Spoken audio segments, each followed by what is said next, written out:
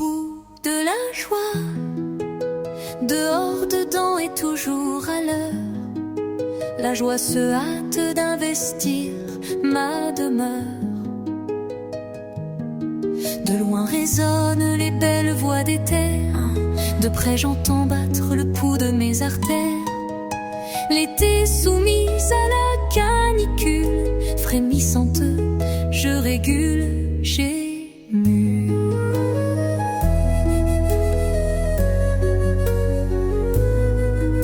L'hiver face à la bourrasque, je me cache sous le masque.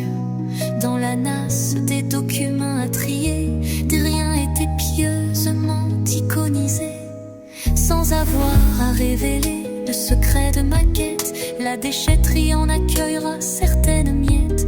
Une fois l'espace dégagé et le ciel éclairci, les interrogations et doutes évanouis, je rangerai les mutiers du non-dit dans l'archive des interdits.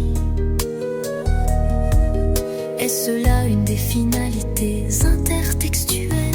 Je continuerai d'en prendre acte, nul besoin de recourir au full contact. D'emblée j'écarterai le dilemme du structurel. La gestion des souvenirs s'écrit à l'encre du passé. Nul besoin de nier les belles encres nacrées. Je mesure la fluidité de mon cortex frontal et fais le ménage à l'hippocampe vassal, disciple de lucidité camusienne. Je rendrai la joie plus que mienne, je le ferai sans nul autre critère que celui d'animer un sanctuaire. À la pleine lune du loup, je poétiserai la voile du tout, animer des seuls sentiments de bienvenue.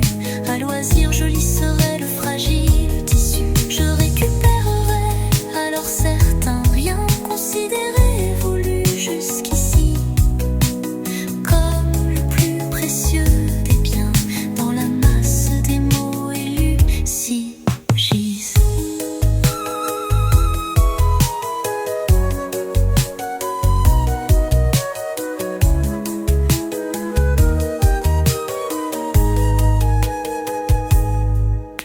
Traversant le chasse d'aiguilles, de trois fils, je raccommoderai la déchirure, saisie à l'orée de l'incertain futur.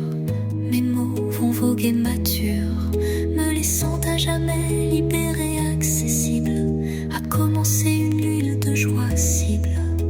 À la cérémonie, on célèbre la chanson, jusqu'à la fin de l'amour.